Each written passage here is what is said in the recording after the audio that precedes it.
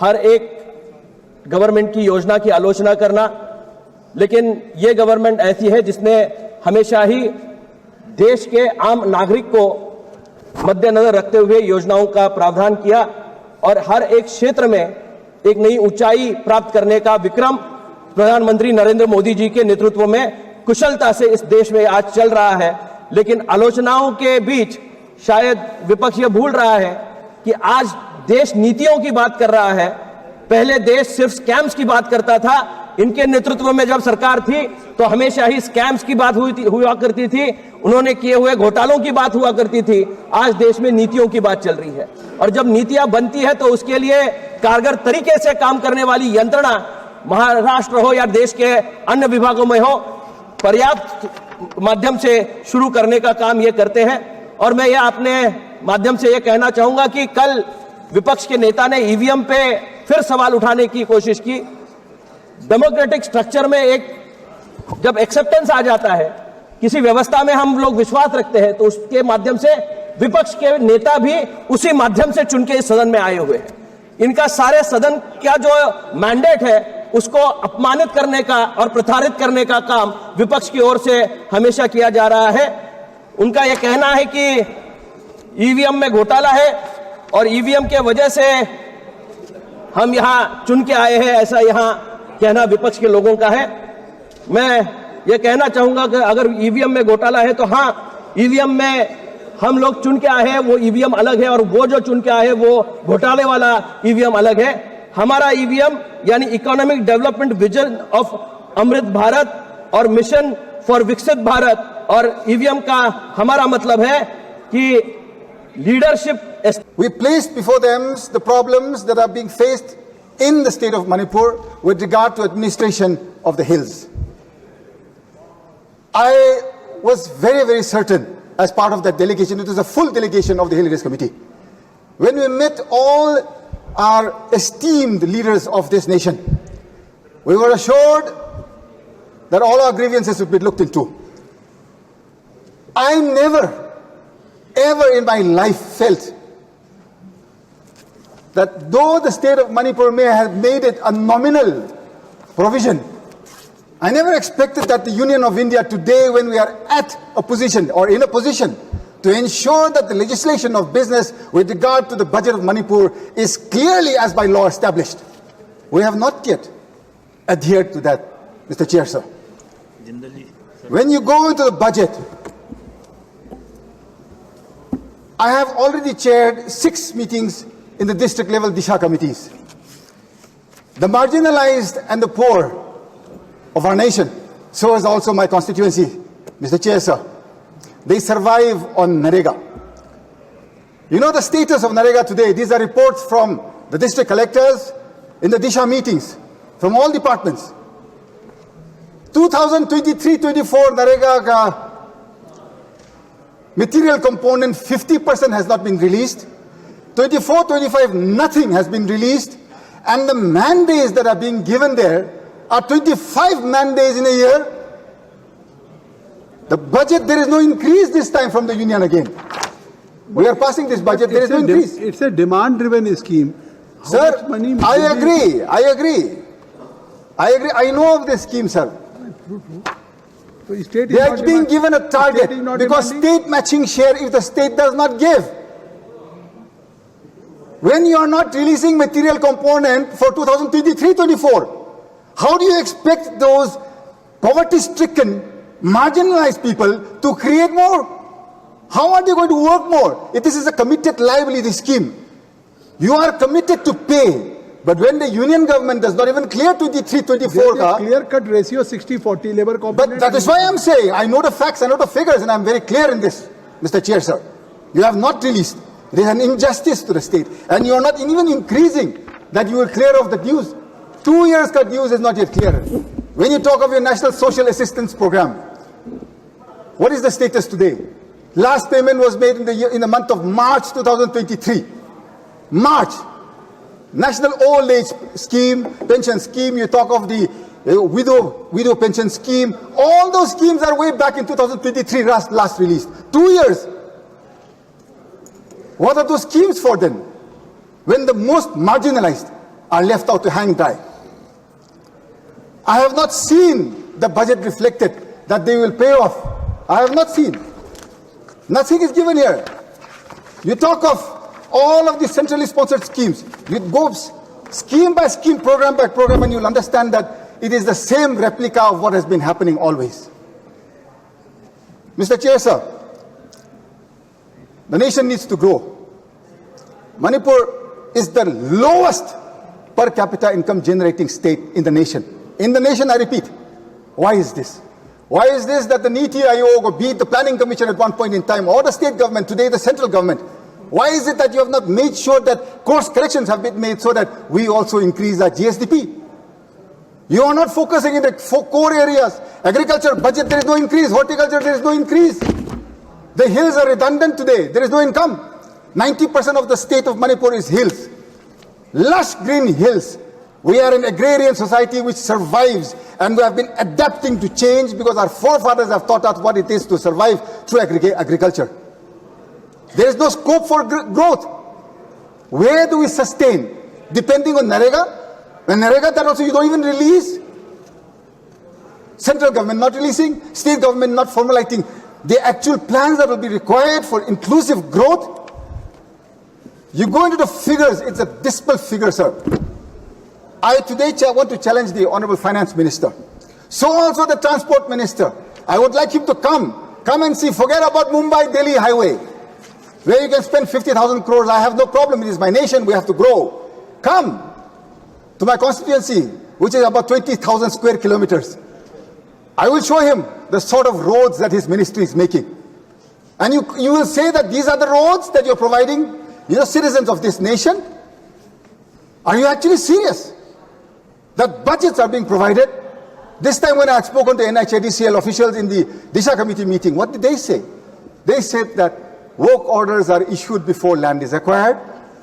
Before land acquisition process is completed, you start issuing work orders. Are we a society that is built for contractual basis, or is it for a delivery, a chain of delivery for the common man? Today there is no delivery. There is nothing. Look, talk of your JJM scheme. I'm sure the Honorable Finance Minister will come back later and say, JJM bhi ye kiya hai, PMGSY ye kiya hai, PMJVK ye kiya hai. You're going to say many things that you have done, and I will refute each one. I know I will not get a chance to rebut the Honorable Finance Minister, but I'm preempting her reply.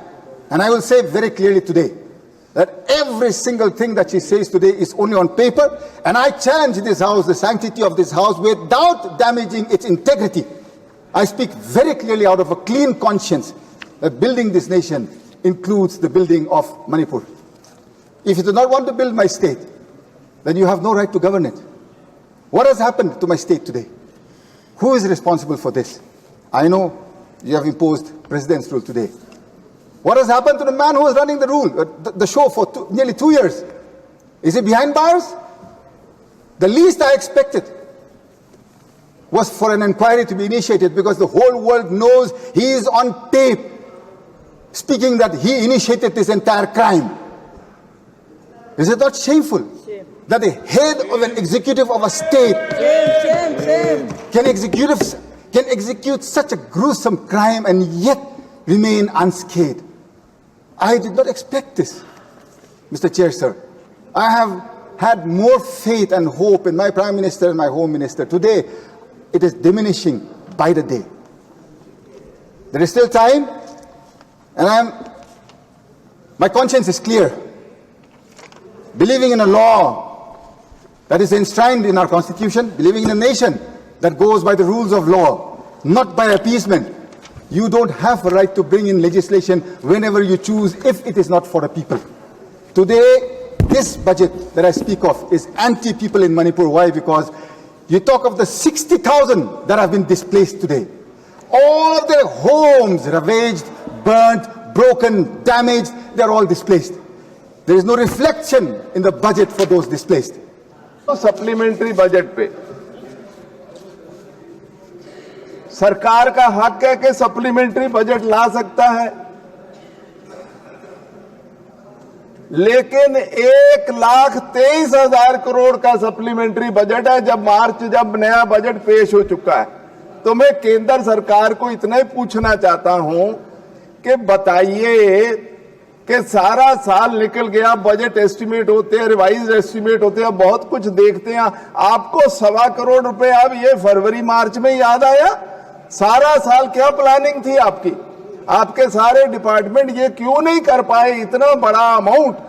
चाहे आपका majority अब ले लेंगे, लेकिन ये आपकी कार्यप्रणाली पे प्रश्न चलाता है कि आपने सारा साल सारे आपके जितने डिपार्टमेंट के लिए मांग रहे हैं, वो लिस्ट मेरे पास है, बहुत लंबी चौड़ी है, लेकिन इसका मतलब उसको नहीं देखा। और इसको सीरियसली देखना चाहिए कि आखिरी वक्त पे लाख 2 लाख करोड़ ना मांगे जाए। अब सवाल आता है, क्योंकि ये बजट सेशन है, अभी फाइनेंस बिल पेश होना है, सप्लीमेंट्री है, तो आर्थिक नीति की बात तो होगी। और मैं सभापति जी आपको आपके माध्यम से सरकार को निवेदन करना चाहता हूं कि ये जो सरकार, इनका 11वां साल चल रहा है पावर में कंटिन्यूस, ये वो सरकार है जिन्होंने हिंदुस्तान में ना बराबरी इतिहास बना दिया, ना बराबरी का, इनइक्वालिटी का। 1947 से लेके हिंदुस्तान में इतनी ना बराबरी नहीं थी किसी चीज में भी। गरीब गरीब हो रहा, अमीर अमीर हो रहा है, और 1.6% पॉपुलेशन जो है वो टैक्स सारे कारपोरेट को मिला के ज्यादा दे रही है। ये सरकार की कार्यप्रणाली है, इनको जवाब देना चाहिए। आपके माध्यम से मांगता हूं कि 1.6% पॉपुलेशन सारे कारपोरेट से टैक्स क्यों ज्यादा दे रही है? आप ऐसा व्यवस्था क्या बना रहे हैं कि जिसमें इतनी नाबराबरी हो रही है? अच्छा, इनके राज में इतने डॉलर बिलियनर जुड़े हैं कि कमाल हो गई है, लेकिन पर कैपिटा इनकम में हमारा 141वां नंबर है। अमीर तो अमीर हो गया, लेकिन जब देखते हैं कि भाई आम आदमी की इनकम का क्या है, तो $2500 है, $2540, $2540 पर इनका इंटरनेशनल लेवल पे। हम 141वां नंबर है हमारा 197 मुल्कों में। तो भाई क्या कर रहे हो? मुल्क को किधर ले जा रहे हो, ये जरा हमें बताइए।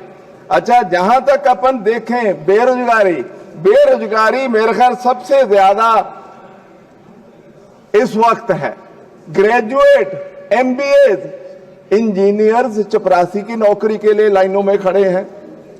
किधर को मुल्क को ले जा रहे हैं? भाषण जो मर्जी करो वो ठीक है, हर आदमी को भाषण करने का अधिकार है, लेकिन इतने पढ़े लिखे लोग ये लाइनों में क्यों खड़े हो रहे हैं? और 80-90 करोड़ को फ्री राशन देके चला रहे हो। मुल्क की तरक्की कहां है? रोज बताते हो कि ग्रोथ हो रही है।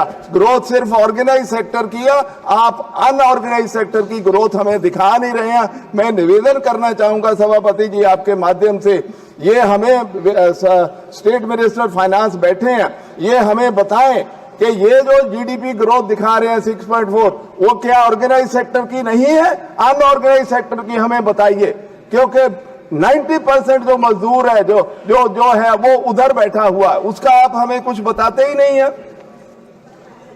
अच्छा, इनके अपने ई श्रम जो पोर्टल है उसमें 94% लोगों ने कंप्यूटर पे मतलब चढ़ाया है अपनी जानकारी कि हमारी इनकम 10,000 रुपए से कम है।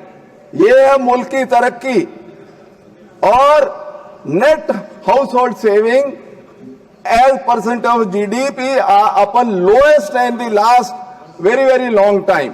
और हाउस होल्ड कंजम्पशन मेरे ख्याल पिछले 50-60 साल में इतनी कम नहीं होगी जितनी है। ये आपकी इकोनॉमिक पॉलिसी है जो मुल्क को पता नहीं कहां ले जा रही है, लेकिन भाषण बहुत अच्छे चल रहे हैं।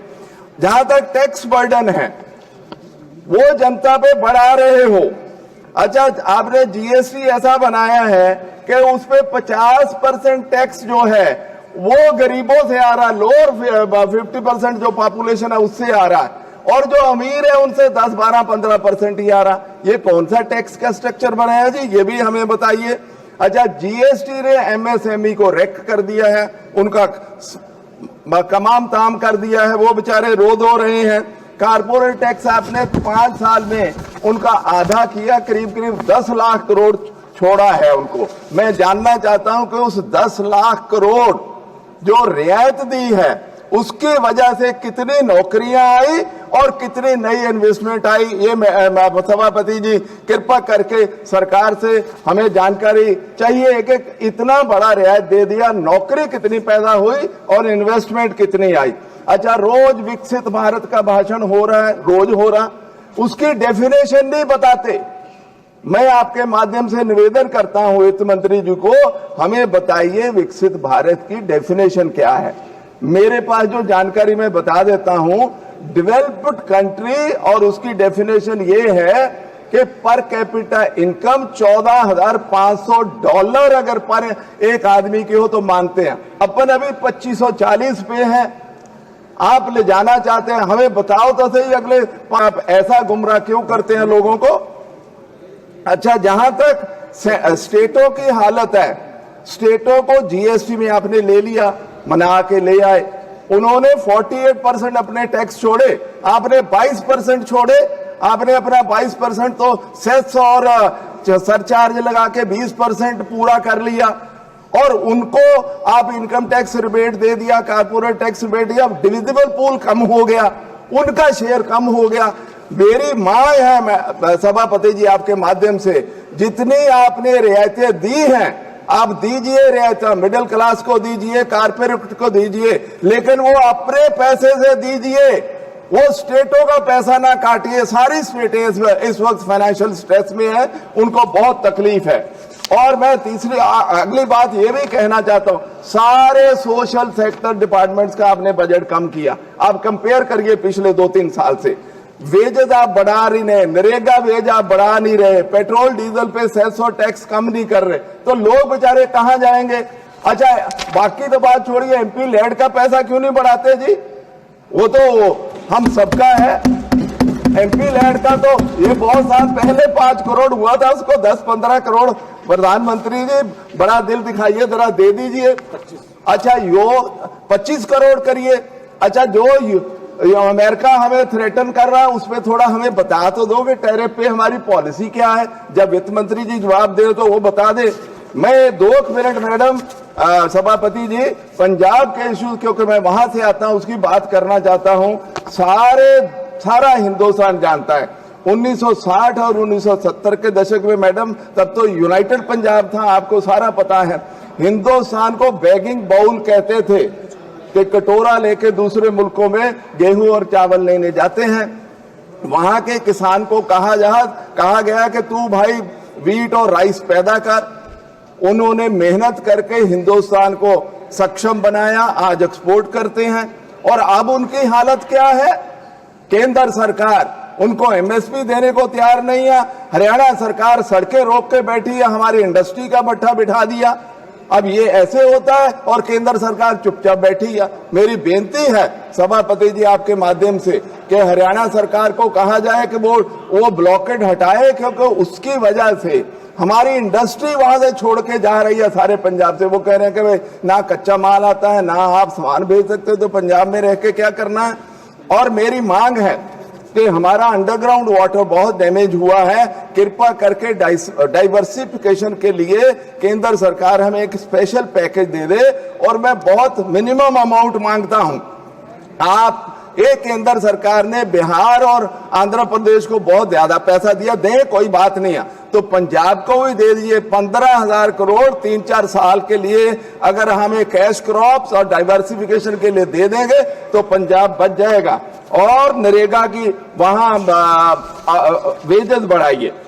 मेरी कंस्टिट्यूएंसी में मैडम, एक तो ये रोड जो ब्लॉक हुई है हरियाणा में, उसके लिए बहुत डैमेज हो रहा, मैं उसकी करूंगा। दूसरा, जीएसटी की वजह से मंडी, गोविंदगढ़, खन्ना, दोराहा, सानेवाल, मेरी सारी कंस्टिट्यूएंसी की इंडस्ट्री को प्रॉब्लम में है।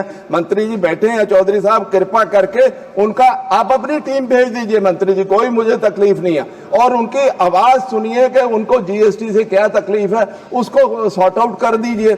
अच्छा, फिर आपने केंद्र सरकार ने उनको फोर्स किया, जितने स्टील मिल्स हैं, कि आप भाई कोल जो लेते हो, कोयले से चलाते हो मिल और रोलिंग मिल, वो बंद करो, गैस पे आओ, वो गैस पे चले गए। अब गैस के प्राइसेस इतने हाई हो गए हैं कि उनकी इंडस्ट्री नॉन वाइबल हो गई, वो बंद कर रहे हैं। तो मंत्री जी कृपा करके तो वो इंडस्ट्री का करिए, नहीं तो सारी स्टील इंडस्ट्री बंद हो जाएगी। मेरे पार्लियामेंट में मैंने 2018 में एक एयरपोर्ट सैंक्शन कराया था उड़ान में। इतिहास में मैडम को जरूर बताना चाहूंगा कि इतिहास की जानकारी रखे।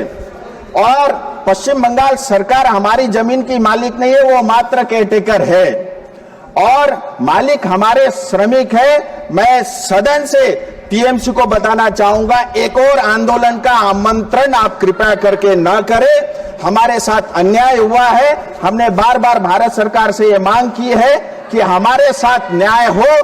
भारत के संविधान के अंतर्गत दार्जिलिंग तराई और डुवर्स की जनता को न्याय मिलना चाहिए। जल जीवन मिशन बहुत अच्छा कार्यक्रम भारत सरकार ने लॉन्च किया है। मुझे बताते हुए खुशी है, सिर्फ दार्जिलिंग कॉन्स्टिट्यूएंसी के अंदर में 714 प्रोजेक्ट के लिए 2450 करोड़ रुपया, यानी पश्चिम बंगाल के एक जिले को 2450 करोड़ रुपया जल जीवन मिशन के लिए भारत सरकार ने दिया। और इस मिशन का नाम था हर घर जल।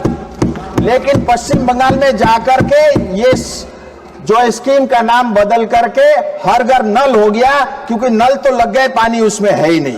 और आंकड़ों में 54% जो है हाउस होल्ड को इन्होंने टैप वाटर से जोड़ा, ऐसा कागजों में है, लेकिन 20% भी काम नहीं हुआ है। सारा जल का पानी भी टीएमसी सरकार खा गई। हाल ही में केंद्र सरकार ने थर्ड पार्टी इंस्पेक्शन के थ्रू ऑडिट किया था। मैं केंद्र सरकार से निवेदन करता हूं कि जो हमारी हिस्से का पानी का पैसा है वो हमारी जनता को मिले, और जिस सरकार ने, जिस कॉन्ट्रैक्टर ने भ्रष्टाचार किया है उसको जेल के अंदर डाला जाए। अमृत 2 यानी अमृत 1 के बाद अमृत 2 स्कीम के अंतर्गत जो शहरी क्षेत्र है या म्युनिसिपैलिटी एरिया है, दार्जिलिंग, कालिम्पोंग, करसंग, मिरिक और सिलीगुड़ी म्युनिसिपैलिटी और कॉरपोरेशन को जो है भारत सरकार की तरफ से 2000 करोड़ रुपए से ज्यादा का पैसा मिला। और अभी इसमें टेंडर हुआ नहीं है, प्रक्रिया में है। लेकिन ये मुझे बताते हुए बहुत कष्ट है कि टेंडर होने से पहले ही 10% कमीशन में टीएमसी सरकार ये टेंडर बेच चुकी है। मणिपुर पर आइए। मैं आता हूं मैडम, मेरी तो जन्मभूमि है मैडम, मैं आता हूं। फिर मैं आता हूं, डिजास्टर का पैसा जो है हर साल 1200 करोड़ रुपए केंद्र सरकार देती है पश्चिम बंगाल को। हम सब जानते हैं अक्टूबर 2023 के अंदर में जो सिक्किम में बाढ़ आया था, उसके कारण कालिम्पोंग, दार्जिलिंग की करीब करीब 500 लोगों के हमारे भी घर बहे हैं। लेकिन इतने साल होने के बावजूद भी सालाना 1200 करोड़ रुपए डिजास्टर को मिलता है, डिजास्टर बजट के अंतर्गत पश्चिम बंगाल सरकार को मिलता है। लेकिन आज तक हमारी जनता को कुछ नहीं मिला। मैं आपके माध्यम से मैडम केंद्र सरकार से निवेदन करता हूं, एक जिले में स्पेसिफिक सिर्फ दार्जिलिंग का जो 1200 करोड़ का हिस्सा है वो हमें मणिपुर। Honourable member. इसी तरह मैं रेलवे मंत्री का भी बहुत आभारी हूं। रेलवे के अलग अलग करीब 45 प्रोजेक्ट के लिए पूरे पश्चिम बंगाल को 4660 किलोमीटर के लिए 64,000 से ज्यादा का जो है बजट में आवंटन किया है। और 101 से ज्यादा अमृत स्टेशन बन रहे हैं। 2014 से लेकर के अभी तक जो है 450 से ज्यादा फ्लाईओवर और आरओबी पश्चिम बंगाल में बने हैं। बागडोगरा एयरपोर्ट के लिए मोदी सरकार ने हमें 1600 करोड़ रुपए दिया और जिसका काम भी ऑलरेडी चालू हो चुका है। और इसी तरह जो है हाईवे और रोड्स जो पश्चिम बंगाल में आज से पहले हमने कभी नहीं देखा, 2014 के बाद वो हम सबको देखने को मिला है। प्लीज। और madam doctor Abdul Samad. Madam थोड़ा मैडम रुकिए मणिपुर अब्दुल समद। सभापति जी, अभी माननीय निशिकांत दुबे जी 216 का उदाहरण दे रहे थे कि इसमें अनुपूरक बजट में अनुपूरक अनुदानों पर बाद विभाग केवल उन मदों तक ही सीमित रहेगा जिससे वह बने हों।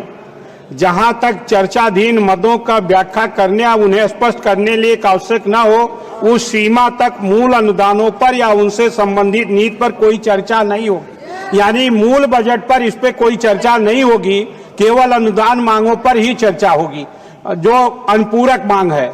तो माननीय जो सदस्य बोल रहे हैं मान्यवर, वो अनुदान मारक अनुपूरक मार्ग पर एक भी शब्द नहीं बोले। जो भी बोला वो मूल बजट पर बोला या पश्चिम बंगाल के बजट पर बोला है। इसलिए मैं आपकी व्यवस्था चाहता हूं कि इसको जो है पूरी इस पे मैं आपकी व्यवस्था चाहता हूं। जी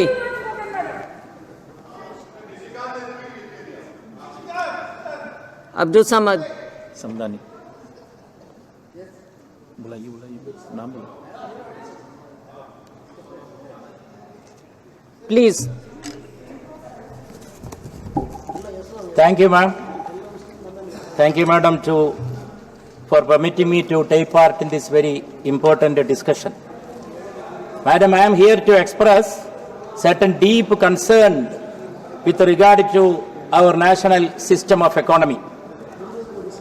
Madam, when we think of the economy, when we discuss our problems facing the economy, we have to identify the place of the disabled identities throughout the world, especially in our country, in the process of development. The goal of social justice will not be achieved without the inclusion of the persons with disability in all the spheres of development, in which this government is failing utterly. Madam, the signature of the present society, the present humanity, is that the humans who behave like machines and the machines that work like human beings. But whatever may be this condition, we can't hide the picture. हकीकत छुप नहीं सकती बनावट के उसूलों से, कि कागज खुशबू आ नहीं सकती कागज के फूलों से. That is what I have to remind the government also. And most of our people will not be able to reach the arena of progress. Most of our people will be marooned in the slow lines, not able to seize the opportunities offered by the artificial intelligence, data sources, the robotics and the fintech. Madam, जिंदगी उसकी है जो उसे झेल ले, जिंदगी उसकी है जो उसे झेल ले, सबको देती नहीं आसरा जिंदगी. So I would like to emphasize the point that these tools, these new measures will not be accessible for a large section of our society. The sectors and the tools are not native for the crores of the people. Madam, I have to bring into the notice of the August House